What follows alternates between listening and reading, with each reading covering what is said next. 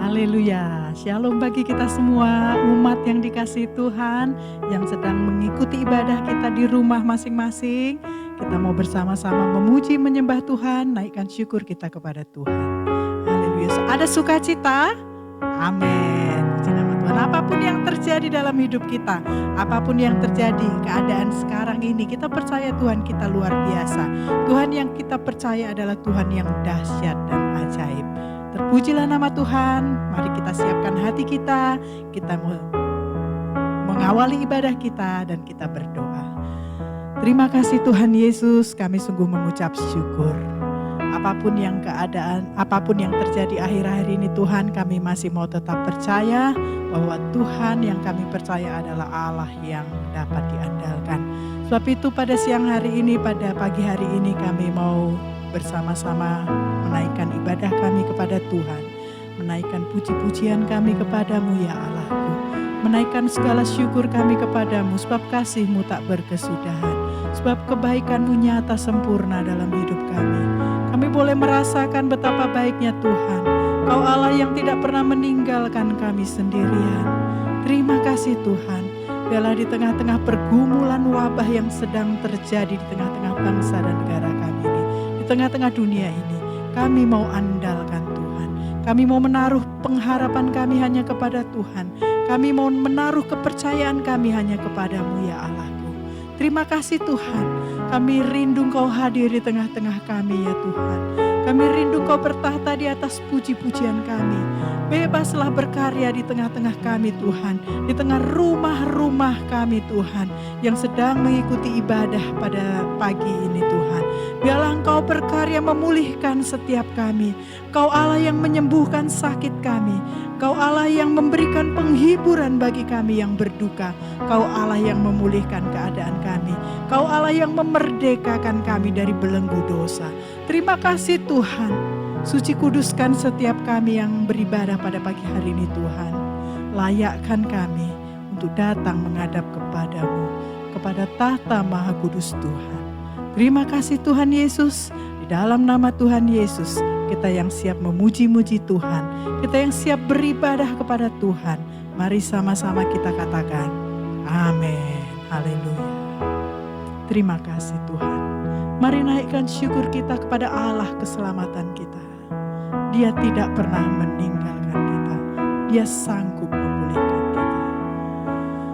Kau Tuhan yang selamatkanku. Terima kasih Yesus. Kau Tuhan yang pulihkanku. Terima kasih.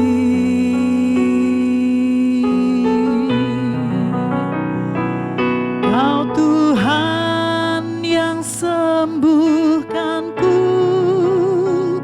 Terima kasih Yesus. Kau Tuhan memberkatiku. Terima kasih. Segala pujian dan syukur, segala pujian dan syukur hanya bagimu Yesus. Dengan apakah ku balas kasih-Mu? Hormat kemuliaan, segala hormat kemuliaan hanyalah yang bagimu. Ku sembah Yesus seumur hidupku. Saya rindu kita pujikan pujian ini dari awal. Kau Tuhan yang selamatkanku. Terima kasih Yesus. Terima kasih Yesus.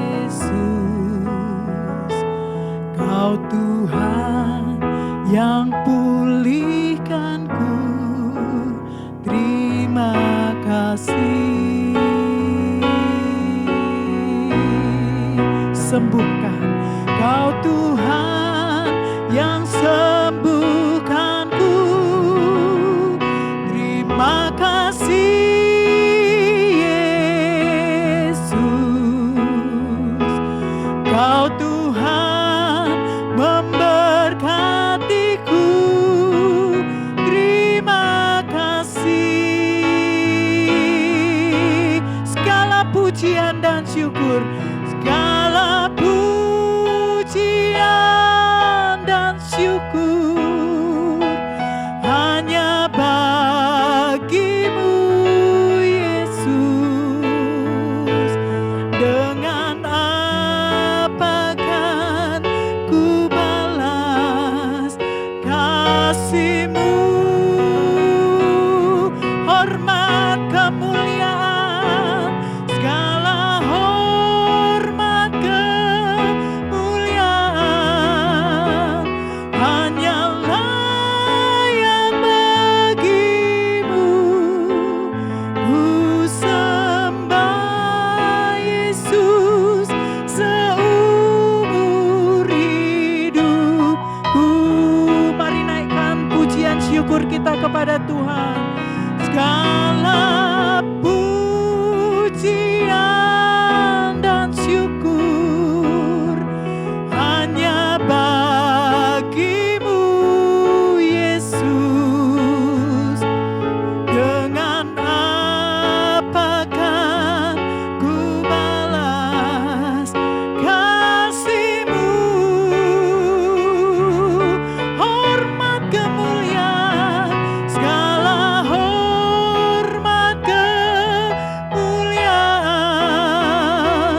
hanyalah yang bagimu. Ku sembah Yesus seumur hidupku. Oh haleluya, segala pujian syukur hanya bagimu Tuhan. Segala pujian dan syukur hanya bagimu, hanya bagimu Yesus. Dengan apa kan ku balas kasih-Mu? Hormat kemuliaan, segala hormat kemuliaan hanyalah yang bagimu. Ku sembah Yesus, Engkau ku sembah. Ku sembah Yesus, ya Engkau ku sembah. Ku sembah Yesus seumur hidupku. Haleluya, beri tepuk tangan yang terbaik. Engkau Allah kami yang ajaib.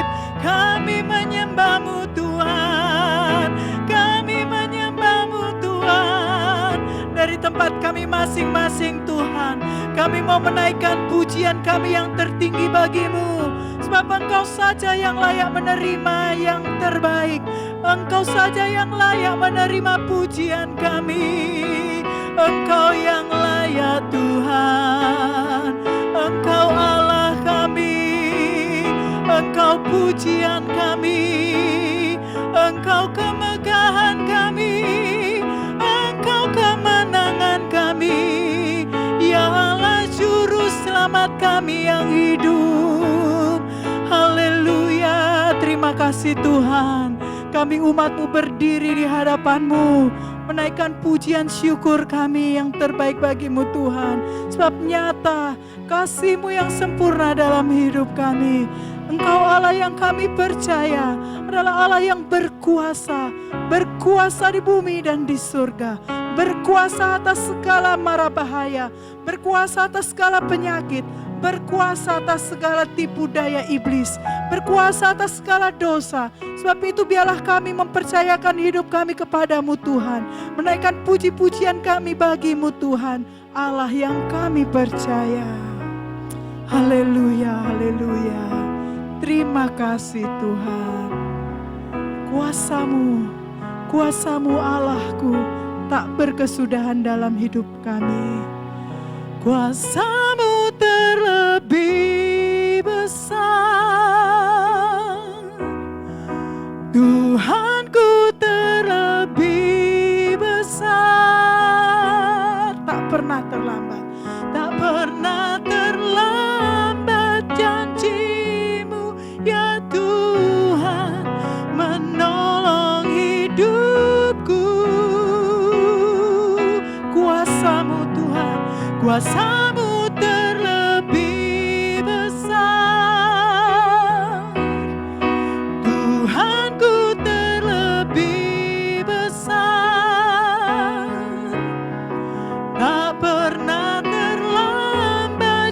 janji-Mu ya Tuhan, pulihkan hidupku.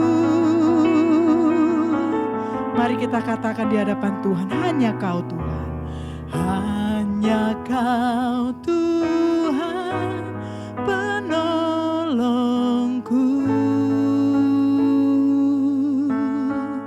Engkau setia, yang selalu setia bersamaku.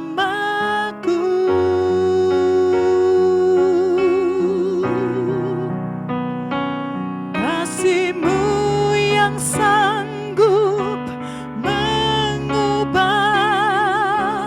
kehidupanku. Sungguh ku berserah, sungguh ku percaya kuasa-Mu terlebih besar. Tuhanku terlebih besar. Tak pernah terlambat janji-Mu ya Tuhan, menolong hidupku. Kau Allah yang berkuasa, kuasa-Mu terlebih besar.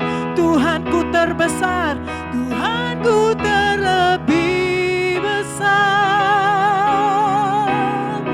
Tak pernah terlambat janji-Mu ya Tuhan, pulihkan hidupku. Kuasa-Mu Tuhan, kuasa-Mu terlebih besar. Tuhanku terlebih besar. Tak pernah terlambat janji-Mu ya Tuhan, menolong hidupku. Kuasa-Mu Tuhan, kuasa-Mu terlebih besar. Tuhanku terlebih besar. Tak pernah terlambat janji-Mu ya Tuhan, menolong hidupku. Tak pernah terlambat, tak pernah terlambat janji-Mu ya Tuhan, menolong hidupku. Kau tak pernah terlambat, tak pernah terlambat janji-Mu ya Tuhan, pulihkan hidupku. Haleluya, terima kasih Tuhan.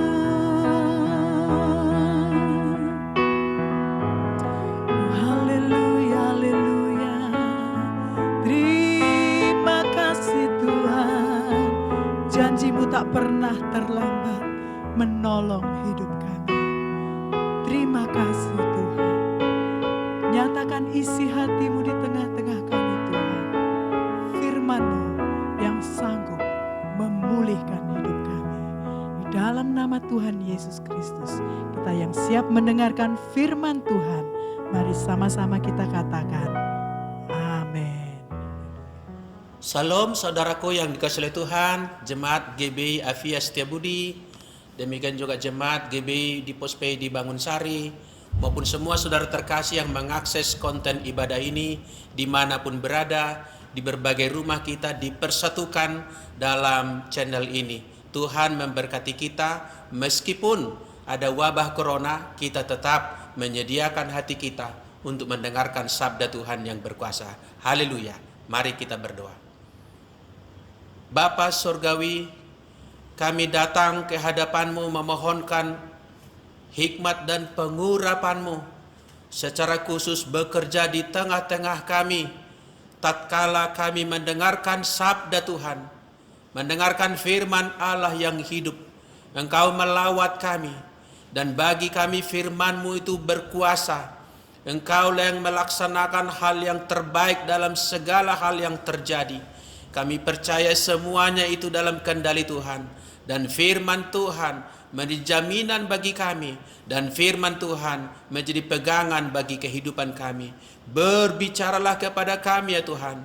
Pengurapan-Mu bekerja di antara kami. Kami siap mendengarkan sabda Tuhan. Di dalam nama Tuhan Yesus Kristus kami berdoa. Haleluya. Amin. Saudaraku yang dikasihi oleh Tuhan, pada kesempatan ini saya rindu membagikan firman Tuhan dari Mazmur nomor 23. Temukan Mazmur nomor 23. Ada ini 6 ayat, kita akan membacanya. Ikuti saya dalam pembacaan ini. Mazmur 23. Demikian sabda Tuhan. Tuhan adalah gembalaku, takkan kekurangan aku. Ia membaringkan aku di padang yang berumput hijau. Ia membimbing aku ke air yang tenang.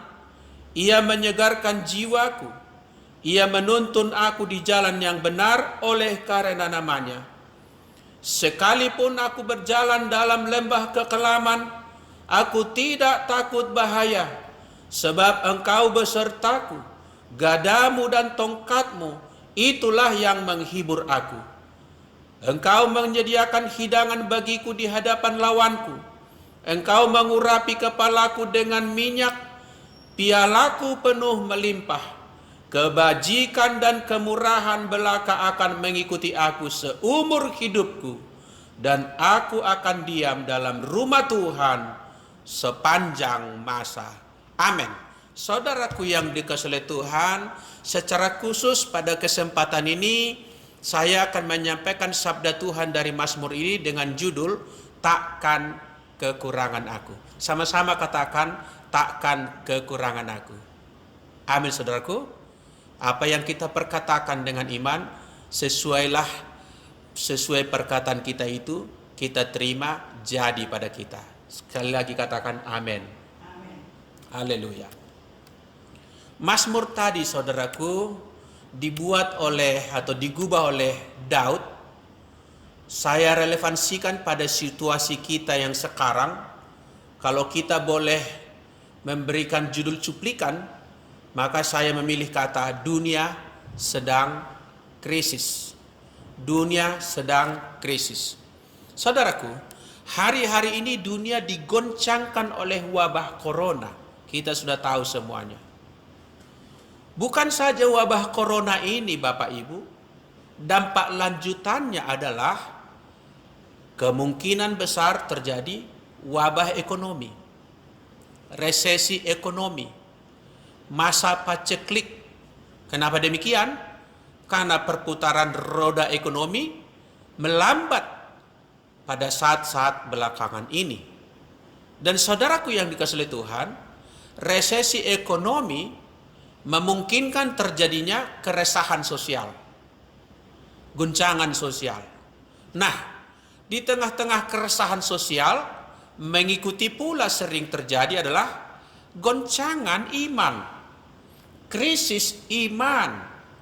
Di dalam kitab Keluaran pasal 17 ayat 7, umat pada zaman Musa itu begitu ada krisis yang melanda kehidupan mereka di padang belantara, sampai-sampai mereka berkata, adakah Tuhan di tengah-tengah kita?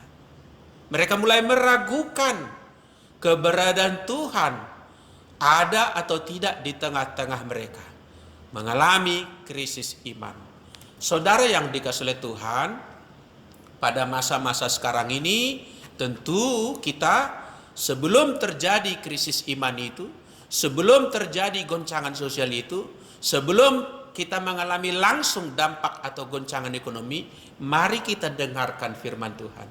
Sebab firman Tuhan itu tinggal tetap, dunia boleh berguncang, firman Tuhan dan janjinya tidak akan pernah berubah. Katakan amin saudaraku. Haleluya. Saya mau membuka dulu saya sampaikan pemahaman yang keliru tentang takkan kekurangan aku. Ada salah tafsir sering terjadi pada istilah takkan kekurangan aku ini.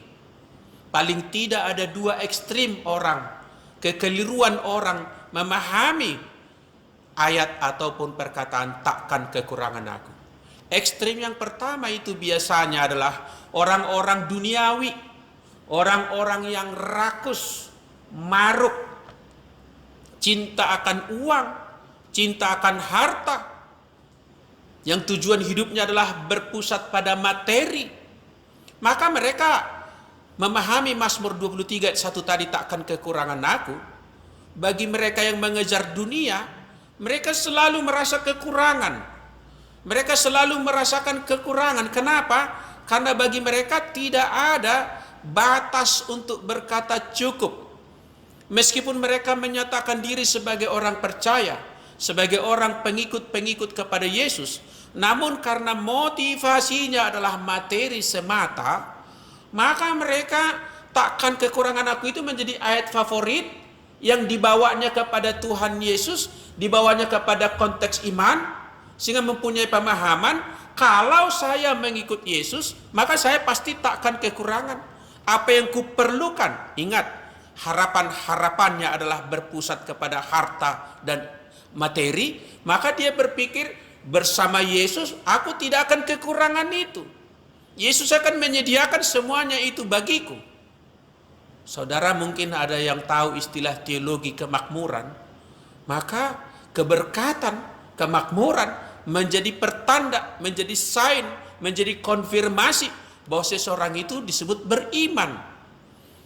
Hal-hal yang menjadi pusat perhatian bagi orang tertentu hanyalah berpusat kepada materi. Ini pendekatan yang keliru kepada ayat yang berbunyi, Tuhan adalah gembalaku, takkan kekurangan aku.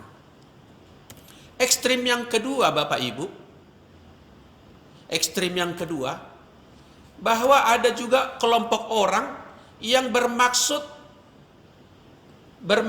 menjadikan hidupnya sedemikian rohani, sedemikian menghayati bahwa hidup ini harus hidup dalam kerohanian.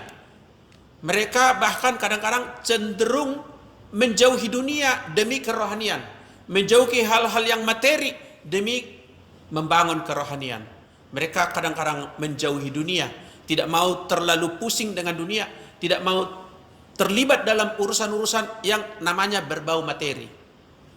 Kelompok ini kita sebut kaum spiritualisme. Kata spiritual adalah baik, tapi ketika disebut spiritualisme, itu sedang mengatakan bahwa ini suatu paham yang menghayati kehidupan spiritual secara ekstrim, secara keliru, secara salah atau nyasar. Dan bagi orang-orang seperti ini Bapak Ibu, mereka merasa bahwa dunia ini tak bisa memberi apa-apa. Dunia ini tidak bisa memberikan kebahagiaan. Dunia ini tidak bisa memberikan kenikmatan. Mereka suka mengeksploitasi firman, perkataan yang berbunyi, dunia ini bukan tempat kita.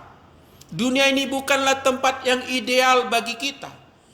Yang perlu bagi kita, kata mereka loh, kata mereka, yang perlu bagi kita, satu-satunya yang kita perlukan hanyalah Tuhan. Mereka meninggalkan urusan-urusan dunia, sebab yang paling penting hanyalah Tuhan.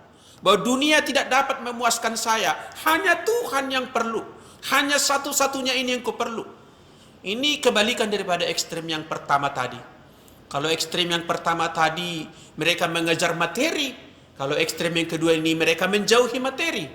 Kalau yang pertama tadi sesuai dengan kitab Amsal yang berkata, ada dikatakan di Amsal 30 ayat 15 tentang analogi lintah.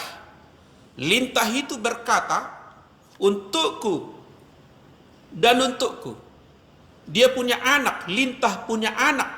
Tak berapa ekor pun anaknya lintah ini. Induk lintah itu berkata, untukku dan untukku. Saudara pernah tahu enggak bahwa lintah itu menyusui anaknya? Pernah melihat enggak bahwa lintah itu berbagi sesuatu? Atau juga pernah melihat enggak bahwa lintah itu merasa cukup menghisap darah? Saya waktu anak-anak pernah berada di sawah. Saya tanpa sadar sudah sedemikian lama ternyata lintah menempel di kaki saya. sudah menggelembung dia, sudah buncit perutnya, udah gendut dia, terus menghisap darah, tidak ada kata cukup. Untukku, nggak peduli orang lain. 2 kali disebut untukku dan untukku. Kalau yang ekstrem kedua tadi, aku tak perlu itu, aku tidak butuh itu, yang kuperlukan hanya Tuhan. Jadi terdapat 2 ekstrem yang salah kaprah terhadap ayat tadi. Yang pertama tadi begitu mencintai materi sehingga merasa Yesus akan memuaskan itu bagi dia. Yang kelompok kedua merasa dunia ini, materi ini tidak bisa memberikan kepuasan apapun. Satu-satunya yang diperlukan hanyalah Yesus Kristus. Jadi dua-duanya adalah pemahaman yang keliru. Kelompok yang kedua tadi karena saking yang perlu hanya Yesus, mereka berkanjang pada pengharapan-pengharapan eskatologis. Mereka sangat menyukai tema-tema eskatologis maksud saya. Tetapi secara ekstrim, secara salah, berharap segeralah dunia ini berakhir, Yesus datanglah. Karena bagi mereka dunia ini bukanlah tempat yang ideal, bukanlah tempat yang baik, bukanlah rumah kita. Saudaraku, beranjak dari kekeliruan tadi, kita mau memahami ayat ini secara benar. Amin, saudaraku. Kita tidak mau sekedar pernah mendengarkan ayat itu, pernah menyanyikannya, tapi kita mau lebih daripada itu. Kita memahami yang kita dengar, kita memahami yang kita nyanyikan. Ada amin, saudaraku? Haleluya. Jadi apakah makna takkan kekurangan aku? Apa maknanya? Jelas ayat tadi berkata, Tuhan adalah gembalaku, takkan kekurangan aku. Artinya takkan kekurangan itu ada kondisinya. Kondisinya adalah Tuhan adalah gembalaku. Berarti kalau bukan Tuhan gembalaku, akan senantiasa kekurangan. Akan senantiasa merasa tidak cukup. Karena dia hanya mengejar materi, maka dia akan mengalami kekurangan. Sebab materi pada akhirnya memang bukan satu-satunya yang kita perlukan di dunia ini. Bukan satu-satunya yang kita perlu di dunia ini. Nilai diri kita bukan seberapa banyak yang kita kumpulkan dari dunia ini. Bahkan orang bijak berkata, orang yang hidupnya bernilai adalah seberapa banyak yang dikumpulkannya, kemudian seberapa banyak yang jadi berkat bagi orang lain atau dibagikannya, diberikannya. Terlebih bahagia memberi daripada menerima. Apa artinya jika Tuhan adalah gembalaku? Apa artinya itu? Bahwa gembala kita itu adalah pemilik hidup kita. Pemilik sekaligus pemimpin, leader. Orang yang tidak menjadikan Tuhan sebagai pemiliknya, tidak menyadari bahwa Tuhan adalah pemiliknya, tidak menyadari dan tidak menjalani hidup sebagaimana Tuhan adalah yang memimpin hidupnya, akan selalu kekurangan. Sekalipun ia berkelimpahan harta, selalu ada ruang kosong yang tidak terisi di dalam hidupnya. Blaise Pascal, seorang filsuf, berkata, di dalam diri setiap orang ada satu ruang yang kosong yang tidak dapat diisi oleh apapun juga.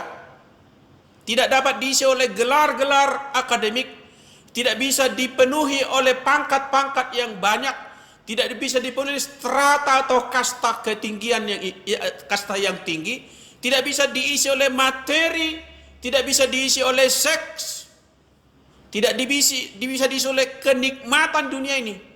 Ada satu ruang yang kosong di dalam diri setiap orang, dan ruang yang kosong itu hanya dapat diisi oleh Tuhan pencipta kita. Dialah gembala kita. Maka selama ruang yang kosong tadi yang disebut oleh Blaise Pascal masih tetap kosong, maka orang itu akan kekurangan. Betapapun dia orang kaya, betapapun dia orang berkelimpahan, betapapun dia orang kesohor dan terhormat. Saudara yang dikasihi oleh Tuhan, jadi apa artinya takkan kekurangan aku? Takkan kekurangan aku artinya kalau Yesus adalah gembalaku. Ada amin, saudaraku? Yesus adalah gembalaku. Mari kita elaborasi ayat ini kepada bagian daripada ayat yang lain di kitab Perjanjian Baru yang ditulis oleh Lukas. Ini bercerita tentang seorang yang walaupun kaya, tetapi kehidupannya itu senantiasa merasakan kekurangan. Lukas pasal 12 ayat 16. Saya tunggu Bapak Ibu boleh menemukannya. Lukas 12 ayat 16. Saya bacakan. Kemudian Yesus mengatakan kepada mereka suatu perumpamaan, katanya, ada seorang kaya, tanahnya berlimpah-limpah hasilnya. Jadi tanahnya luas, berlimpah-limpah hasilnya. Ia bertanya dalam hatinya, bicara sendiri begitu, katanya, apakah yang harus aku perbuat? Sebab aku tidak mempunyai tempat di mana aku dapat menyimpan hasil tanahku. Lalu katanya, dia bertanya, dia yang menjawab. Katanya, inilah yang akan aku perbuat. Aku akan merombak lumbung-lumbungku dan aku akan mendirikan yang lebih besar. Dan aku akan menyimpan di dalamnya segala gandum dan barang-barangku. Kalau di dunia modern termasuk mobilku, depositoku, dan semuanya propertiku, yaitu akte-aktenya. Sudah lengkap dia. Persediaan makanan cukup. Dan selanjutnya, ayat 19. Sesudah itu aku akan berkata kepada jiwaku. Lihat ini, orang ini komunikasi hanya dengan dirinya sendiri terus. Sesudah itu aku akan berkata kepada jiwaku. Jiwaku, ada padamu banyak barang, tertimbun untuk bertahun-tahun lamanya. Beristirahatlah, makanlah, minumlah, dan bersenang-senanglah. Kata dia, merasa feel safe dia, merasa sudah nyaman, comfort zone.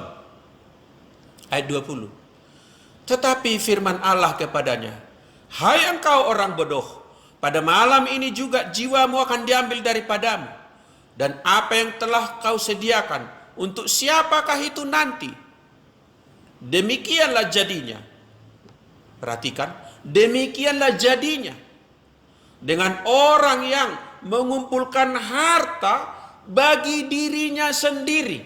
Enggak salah mengumpulkan harta, yang salah mengumpulkannya bagi dirinya sendiri. Jikalau ia tidak kaya di hadapan Allah.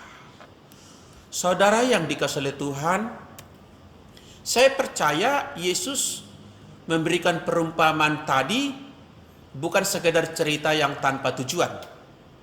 Tujuan dia adalah untuk menyampaikan bahwa perasaan aman, perasaan tenang, perasaan berkecukupan memang tidak bisa diberikan oleh dunia ini. Dalam poin itu, kelompok yang pertama tadi yang ingin menjadi hidup rohani ada benarnya. Cuman mereka kebablasan sehingga tidak perlu lagi apapun, tidak perlu lagi Tuhan, karena dia hanya mau harta itu, saudaraku. Saudaraku, ada ungkapan yang berbunyi, sky is the limit. Langit adalah batasnya. Yang sedang dikatakan di situ tiada batas sebetulnya. Sky is the limit, artinya tidak ada batas. Tidak ada pagar yang mengatakan sampai di situ. Memang saudaraku, kita boleh melarikan diri dari dunia ini ala spiritualisme tadi, tetapi juga tak boleh menjadi begitu maruk dengan dunia ini, begitu rakus dengan dunia ini. Saya teringat pernah membaca pada zaman resesi ekonomi, resesi besar di Amerika yang dikenal dengan nama Malaysia, Great Depression. Konon katanya pada tahun 1929 itu, sekitar 9 orang paling kaya di Amerika, ingat konteksnya sedang terjadi kelaparan, banyak pengangguran, banyak orang tidak bisa mengakses bahan makanan, tidak mempunyai pekerjaan, tidak mempunyai uang, bangkrut begitu rupa. Namun 9 orang paling kaya di Amerika bertemu, berbicara, berdiskusi dengan satu tema yang mereka sepakati, dan tema itu berbunyi, how to become more rich. Bagaimana kita yang 9 orang ini bisa menjadi makin kaya? Tidak ada belas kasihan. Seperti lintah. Untukku. Nggak peduli orang di luar sana.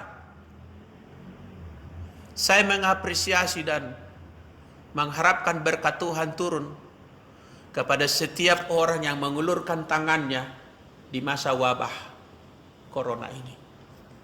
Tuhan memberkatimu, Bapak dan Ibu. Tuhan mengurapimu, siapapun kamu yang mempunyai kepedulian kepada orang lain. God bless you. Ada begitu banyak orang tidak mempunyai rasa peduli. Hartanya sendiri untuk dia pun tidak cukup. Karena ketidakcukupan dia merasa tidak ada dasar bagi dia untuk berbagi. Takkan kekurangan aku, katanya. Tapi orang itu terus kekurangan dan mengeksploitasi iman. Seolah-olah dengan iman semua kerinduan dia, harapan-harapan dia akan dipenuhi Tuhan. Sebab mungkin dia juga menghayati secara keliru. Tuhan itu maha baik, Tuhan itu maha kaya, Tuhan itu menjawab semua doa saya. Saudaraku yang dikasihi oleh Tuhan, si anak muda tadi yang kaya itu disebut oleh Tuhan Yesus sebagai orang yang bodoh. Dia mengumpulkan begitu banyak, memperluas dan membesar lumbung-lumbungnya.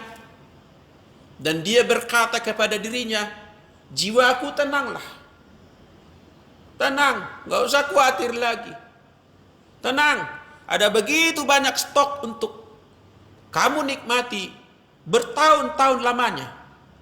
Makanlah yang enak-enak, minumlah yang sedap-sedap, tidurlah lebih banyak, bersenang-senanglah, do whatever you want to do.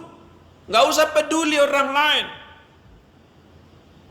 Saudaraku yang dikasihi oleh Tuhan, kita tidak boleh menghayati kerohanian begitu rupa. Seolah-olah kita memperlakukan Tuhan sebagai bank yang menyediakan semua yang kita mau. Tuhan menjadi toko serba ada. Apa saja yang kita mau ada pada dia. Dan dia wajib memberikannya. Saya mencoba memahami apa yang sedang dimaksud Tuhan dengan kejadian krisis belakangan ini. Saya percaya begitu banyak pelajaran yang bisa kita petik daripadanya. Saya tidak ingin menyebutkannya dan tidak cukup waktu bagi saya pada saat ini untuk membeberkan itu. Tapi paling tidak, saudaraku, momen krisis ini hendak menyadarkan kita bahwa janganlah kita bersandar kepada dunia ini. Amin, saudaraku. Jangan bersandar kepada buah karya tangan kita. Jangan kita bersandar kepada luas tanah kita, banyaknya hasil tanah kita. Saatnya kita bersandar dan menjadikan Tuhan Yesus sebagai yang memenuhi seluruh yang kita perlukan dalam hidup kita. Sehingga kita dapat berkata, takkan kekurangan aku. Amin, Bapak Ibu. Saya ingin membandingkan lagi bagian perjanjian yang baru untuk kita melihat dari sisi yang lain, berbeda dari orang kaya yang berkata, hai jiwaku bersenang-senanglah, katanya tadi. Dia udah kaya selalu berkekurangan. Kita coba melihat bagian yang lain. Ini tulisan datang dari Rasul Paulus. Kita temukan 2 Korintus pasal 8, 2 Korintus pasal yang ke-8. Saya bacakan pasal 8 2 Korintus ayat 1 dan 2. Menarik sekali, saudaraku. Demikian dikatakan. Saudara-saudara, kami hendak memberitahukan kepada kamu tentang kasih karunia yang dianugerahkan kepada jemaat-jemaat di Makedonia, dekat Yunani pada waktu itu. Selagi dicobai, ini firman Tuhan ya, selagi dicobai dengan berat, bukan dicobai biasa tapi dengan berat, dalam pelbagai penderitaan, bukan satu penderitaan, sukacita mereka meluap. Dicobai dengan berat, pelbagai penderitaan, Sebaliknya, sukacita mereka meluap. Dan meskipun mereka sangat miskin, perhatikan kata-kata ini sangat tepat terjemahan di Indonesia. Sangat miskin, bukan miskin. Sangat. Namun, mereka kaya dalam kemurahan. Sangat miskin, tapi kaya dalam kemurahan. Saudara, untuk memberi tidak ada persyaratan harus kaya dan berkelimpahan. Untuk memberi hanya kondisi yang diperlukan, aku mau. Kondisi kedua, aku mau.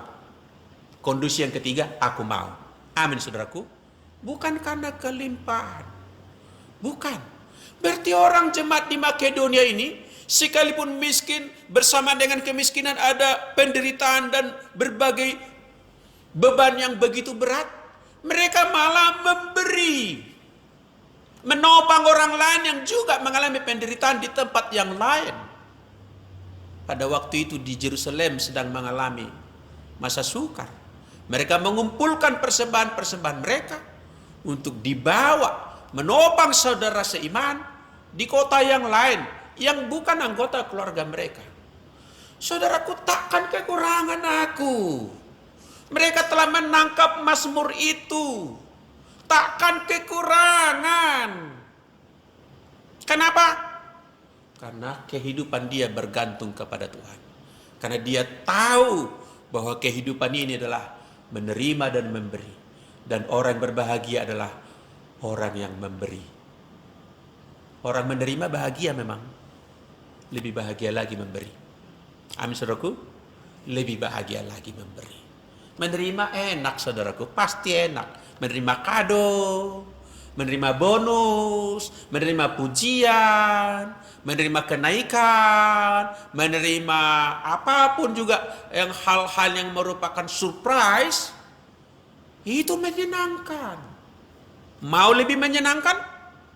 Yang berkata mau, memberi lebih baik daripada menerima. Lebih bahagia daripada menerima. Itulah sebabnya jemaat di Makedonia dijadikan oleh Paulus sebagai point of contact, sebagai contoh konkret tentang bagaimana seharusnya orang beriman di tengah penderitaan. Saudaraku yang dikasihi Tuhan, jadi bagaimana? Pertanyaan saya, jadi bagaimana di tengah krisis ini kita menghayati takkan kekurangan aku?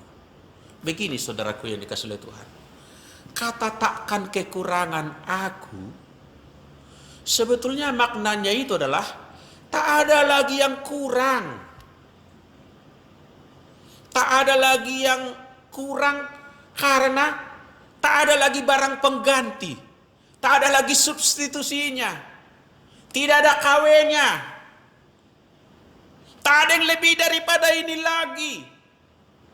Apa itu? Tuhan adalah gembalaku. Tak ada lebih daripada ini lagi. Kalau ini sudah dapat, takkan kekurangan aku. Betul aku kekurangan uang, betul aku kekurangan kesehatan, betul aku kekurangan dalam banyak hal. Tapi kalau ini aku punya, aku menjadi berbeda. Aku menjadi manusia yang tidak seperti cara berpikir orang-orang dunia. Saudaraku yang dikasihi Tuhan, kecukupan yang dimaksud di sini takkan kekurangan aku, artinya berkata cukup. Ini tidak semata-mata tertuju kepada uang, saudaraku. Tidak semata-mata kepada materi, benda-benda.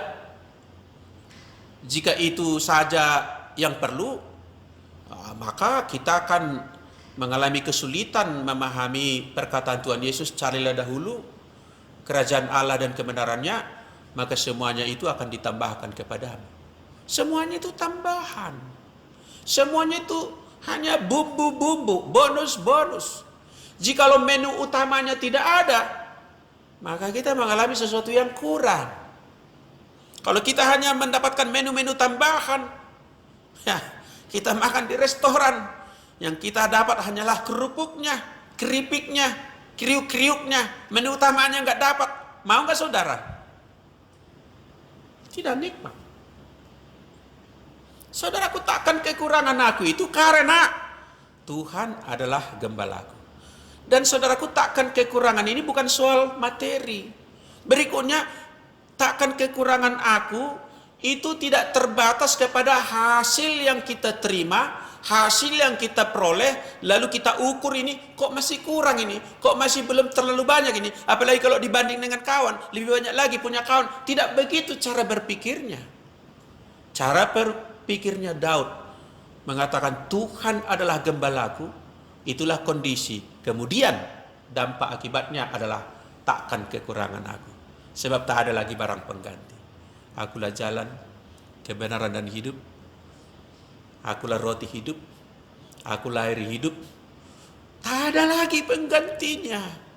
Tak ada lagi yang kurang dari ini. Ini yang mengisi ruang yang kosong yang dimaksud oleh Blaise Pascal tadi. Kalau ini sudah kepenuhan, maka kita feel safe, merasa tak kurang lagi. Bahkan di tengah badai ini pun kita tetap bersorak-sorak memuji-muji Tuhan. Katakan amin. Tetap beria-ria bagi Tuhan. Tetap kegembiraan dan sukacitanya meluap seperti jemaat di Makedonia tadi. Saudara, jangan menjadikan wabah corona ini tempat untuk bermurung durja, tempat untuk meratap, menangis, tempat untuk bersedih dan berputus asa. Saudara, justru di tengah-tengah padang belantara, harusnya di sana kita juga menaikkan kidung, mazmur, puji-pujian kepada Tuhan. Amin. Sebab saya mau kita menjadi jemaat yang dewasa. Kita menyembah dan memuji Tuhan itu bukan sekedar karena dia sembuhkan sakitku, bukan karena sekedar dia berikan aku pekerjaan yang baik, suami atau istri yang baik, harta yang baik, dan lain-lain sebagainya. Penyembahan yang paling indah adalah sembahlah Tuhan tanpa bla-bla itu semuanya. Sembahlah Tuhan karena Dia adalah Allah yang layak dipuji dan disembah. Katakan amin, saudaraku. Haleluya, haleluya. Bagaimana kita dapat memahami takkan kekurangan aku ini? Ini sebetulnya melampaui hukum ekonomi atau hukum psikologi ekonomi yang digagas oleh Abraham Maslow. Saudara mungkin banyak yang memahami teori ini, namanya hierarki kebutuhan. Yang digagas oleh Abraham Maslow, dia mengurut jenjang kebutuhan setiap orang itu pada 5 level, 5 tingkatan. Dimulai tingkatan fisik, rasa aman, dan seterusnya sampai self-aktualisasi atau aktualisasi diri. Saudara, dia mengurut jenjang itu yang diharapkan itu akan berturut-turut dari level 1 naik ke level 2, naik ke level 3, naik ke level 4, naik ke level 5. Barulah seolah-olah hidup itu adalah hidup yang memuaskan, hidup yang berhasil, hidup yang benar-benar hidup. Saudara, Mazmur 23 tadi menganulir teori Maslow. Sebagai hamba Tuhan saya berkata, teori Maslow adalah kajian yang boleh saja kita pertimbangkan, tapi sebenarnya Mazmur 23 ini sedang menganulir teori itu. Sebab apa? Kalau kita hanya bisa merasa menjadi seorang yang berhasil, seorang yang hidup benar-benar hidup, kalau kita sudah mencapai level terus sampai level kelima, berarti kesempatan untuk merasa hidup benar-benar hidup hanya bisa dialami oleh orang-orang tertentu, segelintir orang-orang elit di muka bumi ini. Seolah-olah hidup yang benar-benar hidup itu tidak bisa dialami oleh orang kelas bawah, orang berkekurangan. Seolah-olah kebahagiaan itu adalah barang yang hanya bisa dinikmati oleh orang-orang kaya, orang-orang yang settle. Tidak demikian, saudaraku. Kalau Tuhan adalah gembalaku, di level manapun kita berada, kita merasa hidup kita berarti, kita merasa hidup kita berharga, kita merasa hidup kita berkecukupan. Bukan berarti juga berarti kalau sudah saya cukup, malaslah bekerja, tak usah lagi berusaha. No, bukan itu.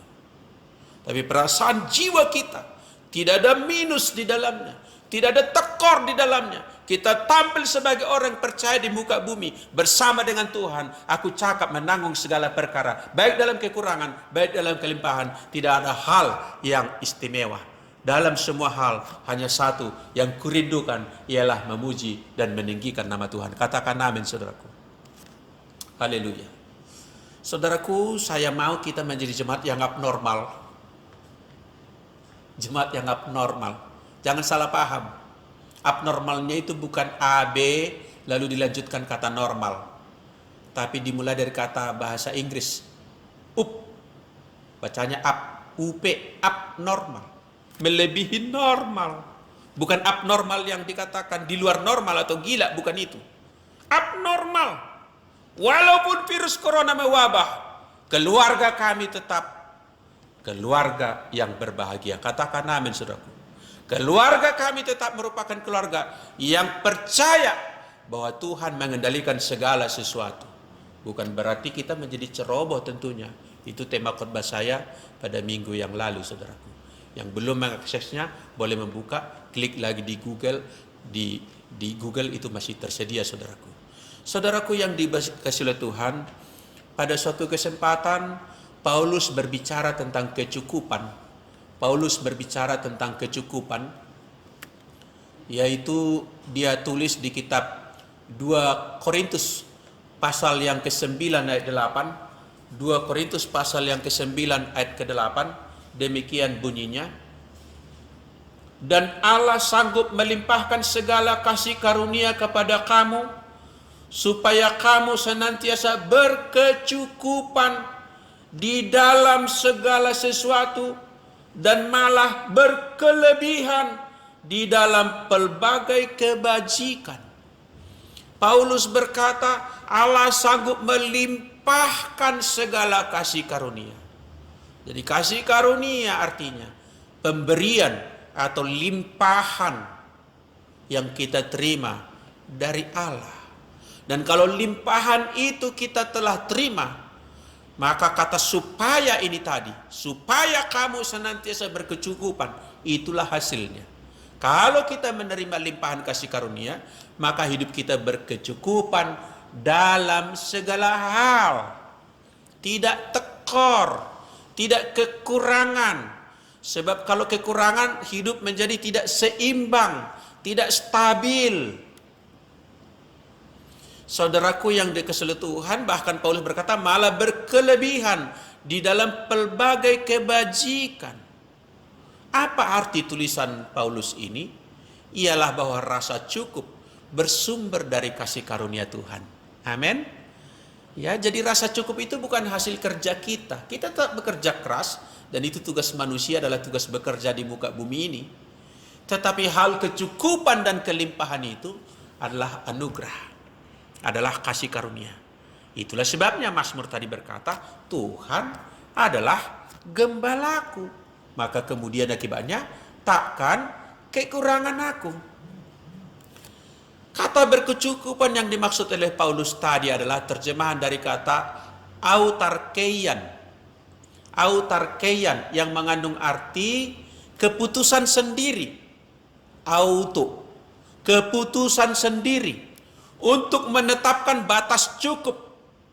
Jadi kita yang menentukan, kita yang memegang remote-nya, kita yang memegang knobnya, dan kita berkata cukup, enough. Itu bukan karena kelangkaan eksternal, tak ada lagi yang bisa dikumpulkan, tak ada lagi yang dapat diambil, tak ada lagi yang dapat disedot. Bukan karena tidak ada lagi maka kita merasa cukup. Itu mungkin banyak terus berkelimpahan di luar sana, tapi saya membuat batas enough, cukup. Juga bukan rasa berkecukupan itu karena itu terjadi keterpaksaan secara internal. Misalnya karena saya diet. Ya diet.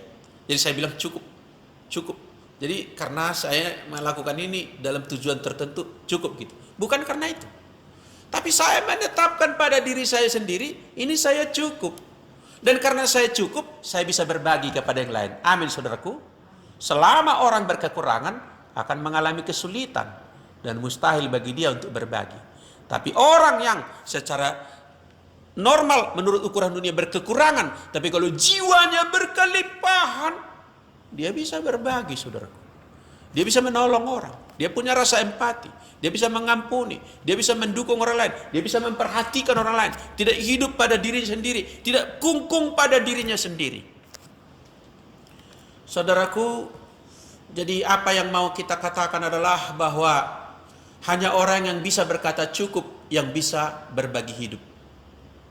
Jadi hanya orang yang merasakan kecukupan yang bisa berbagi hidup atau life sharing. Dan karena itu hanya mereka pula yang berakses pada kebahagiaan sejati. Karena terlebih bahagia memberi daripada menerima.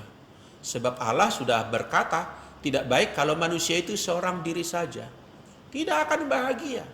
Sebetapa besar pun kekayaannya, kalau hidupnya adalah untuk diri sendiri, tidak akan bahagia. Apalah gunanya bagi saudara mempunyai sebuah pulau, membangun pulau itu menjadi pulau yang indah. Ada istana di situ, ada bank di situ, ada pabrik di situ, ada department store di situ, ada mall di situ, ada ATM di situ, semua ada di situ. Tapi penduduknya sayang, cuma kamu sendiri. Kamulah camat, kamulah bupati, kamu pula rakyatnya. Kamu pemilik bank, kamu juga yang meminjam. Kamu memproduksi, kamu pula yang membeli. Kamulah tuan, kamu majikannya. Kamu jongosnya, kamu pembantunya. Mana bahagia? Makan sendiri, minum sendiri. Itu hanya hiburan palsu. Tidak bahagia hidup itu seorang diri. Katakan amin, saudaraku.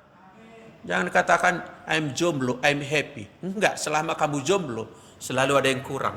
Sebab tidak baik manusia itu kalau seorang diri saja, kecuali karena panggilan khusus istimewa dari Tuhan yang menghendaki kamu demikian.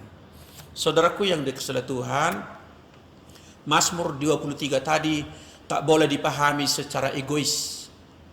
Apa maksud saya tak boleh dipahami secara egois? Karena begini tadi bunyinya, Tuhan adalah gembalaku, takkan kekurangan aku. Ia memberikan aku semua. Tak boleh seolah-olah aku menjadi center. I am the center. Semuanya untukku. Nggak boleh. Maka doa Bapa kami, redaksi kalimatnya yang ditulis oleh Matius maupun Lukas sama saja berbunyi, Bapa kami yang di sorga. Bukan Bapa aku yang di sorga.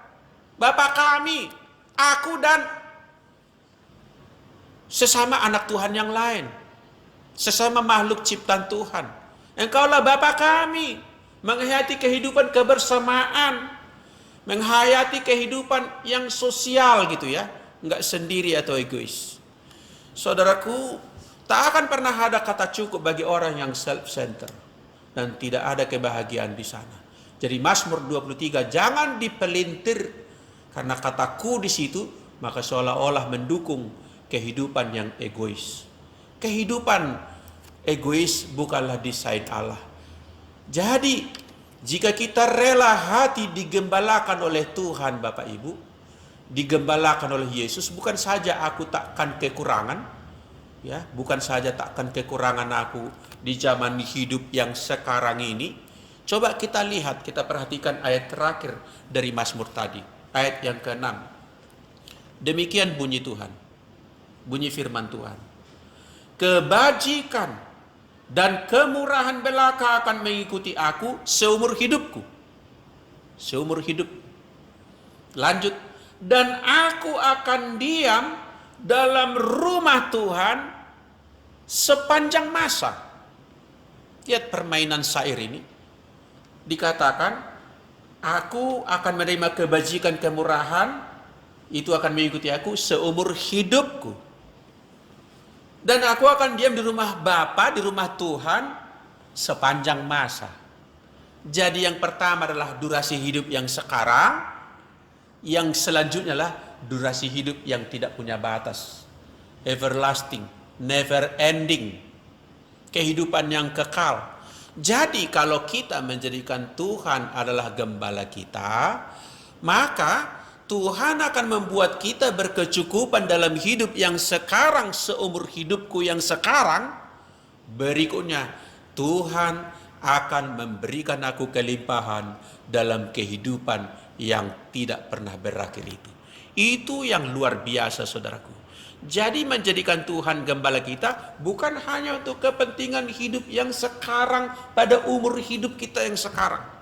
Lebih daripada itu, jangkauannya panjang, menjangkau sampai kehidupan yang selama-lamanya.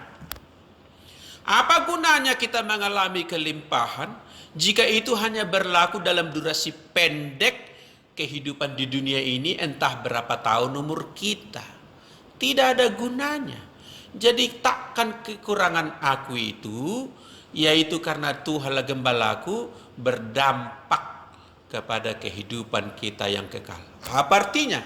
Keputusan kita sekarang menjadikan Tuhan Yesus adalah gembala kita, itu berdampak untuk yang selama-lamanya. Amin, saudaraku.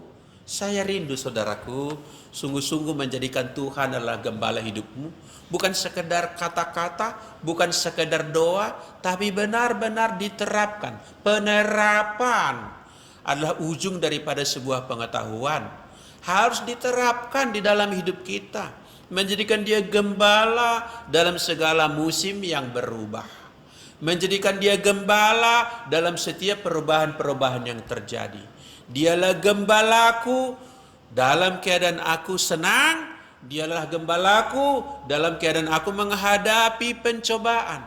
Dialah gembalaku di masa mudaku ini. Dialah gembalaku sampai seumur, sampai putih rambutku. Dialah gembalaku tatkala aku ada di rumah orang tuaku.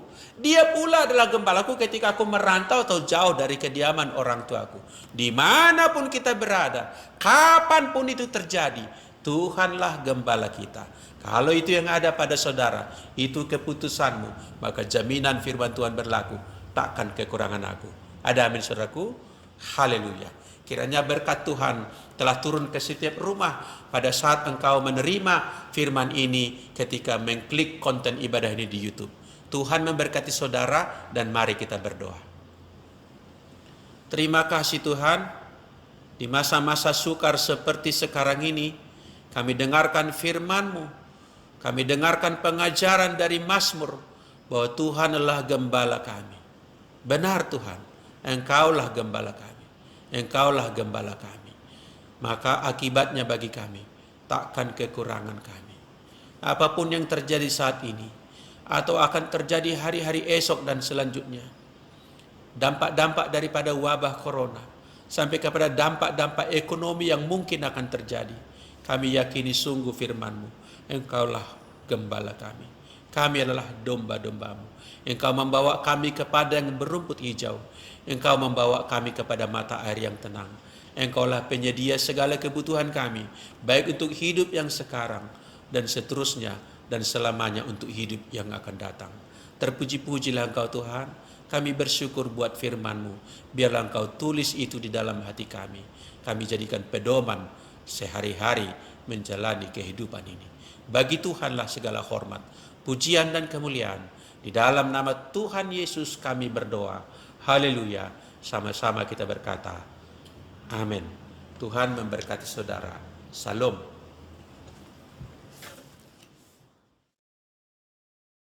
Tuhan, kita sudah diberkati oleh firman Tuhan. Tuhan adalah gembala kita yang baik. Dia cukup bagi kita sehingga kita tidak akan kekurangan apapun. Oleh sebab itu mari kita pujikan satu pujian di hadapan Tuhan. Begitu besar kasih Allah pada kita. Penuh sukacita. Haleluya. Begitu besar kasih Allah pada kita. Diberkatilah anak cucu kita di mana-mana. Tuhan mengubah miskin dan menjadikan kaya. Dia merendahkan dan meninggikan juga. Berbahagialah bagi orang yang percaya, anak cucunya pasti tidak akan meminta-minta, karena Allah menggenapi firman-Nya. Tiada yang mustahil bagi orang percaya.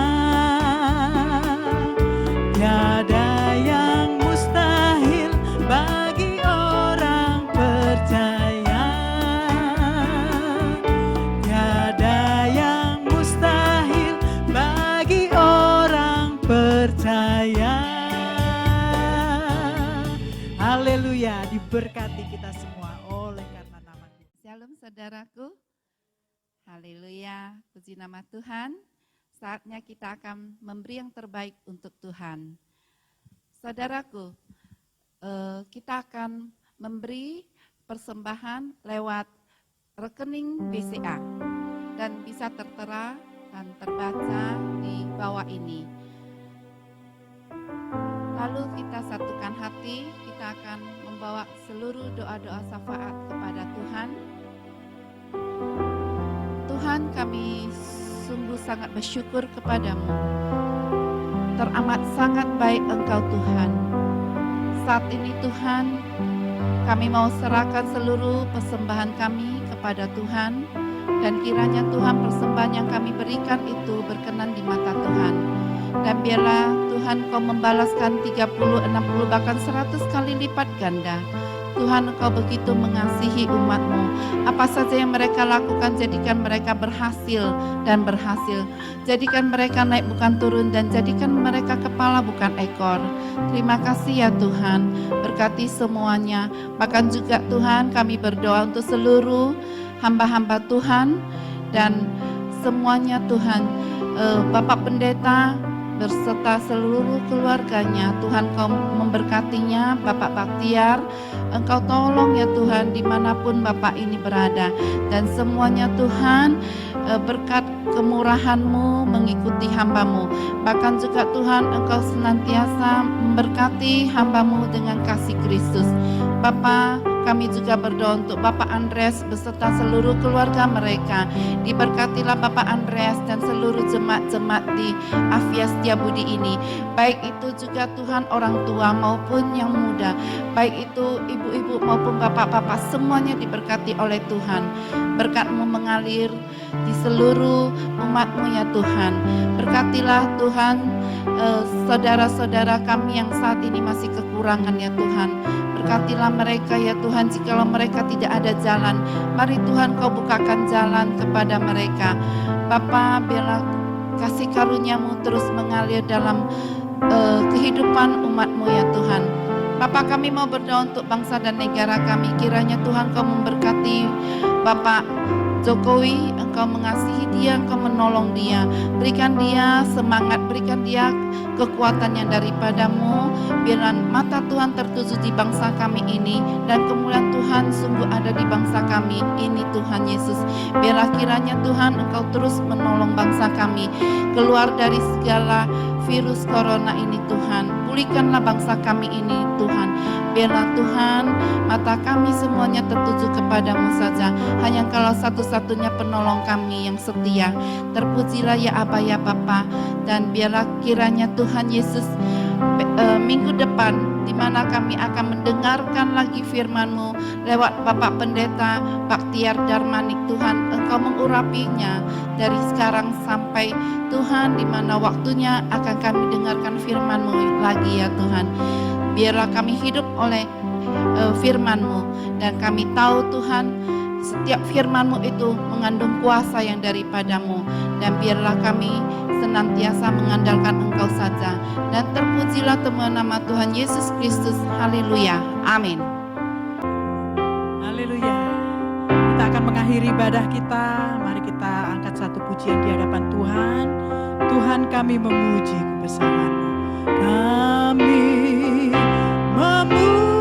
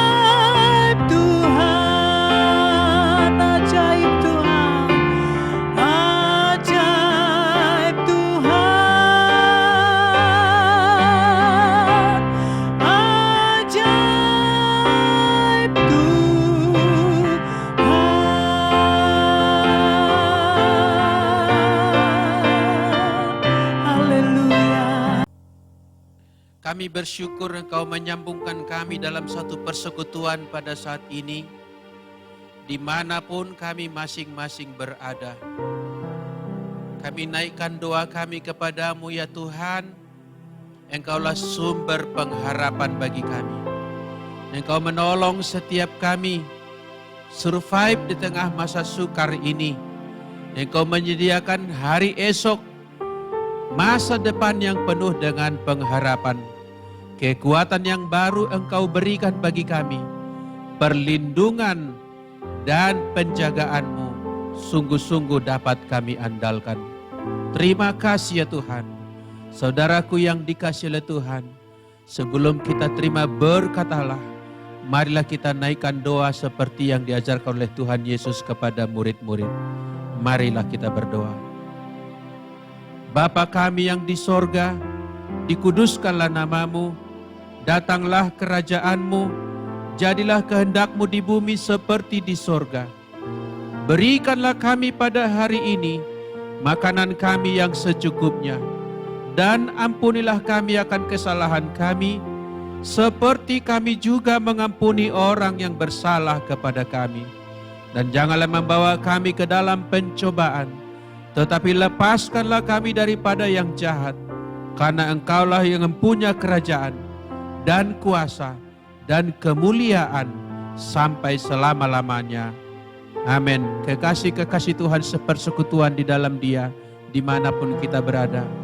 Pada bagian akhir ibadah ini, angkatlah tanganmu, bukalah hatimu, terimalah dengan iman segala berkat ini turun atasmu. Tuhan memberkati engkau, Tuhan melindungi engkau, Tuhan menghadapkan wajahnya kepadamu dan memberikan engkau kasih karunia. Tuhan memberikan kepadamu berkat berkelimpahan, segala keberadaanmu diawasi olehnya. Damai sejahtera Tuhan turun atasmu dalam nama Tuhan Yesus. Amin. Haleluya. Salam saudaraku, Tuhan memberkati. Sampai jumpa pada konten dan channel yang akan datang. Amin.